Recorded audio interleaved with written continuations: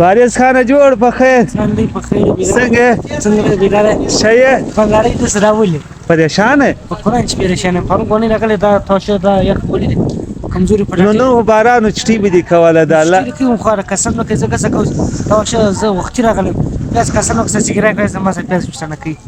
نو پسوې چلے ګرانی کار په نیم سر کوي شه بیا هم خلک نه د سات ولا کې اخر او ستا ویډیو جوړي اوس بګر د خلک سودا ده سو شه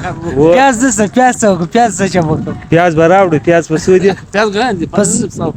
په نیم سر به جالي سر به ولا خبر ولا کې بیا راوړي ان شاء الله اوس سترګې سمې دي پیسې بدر پیسې خدای مهربان او صحیح دي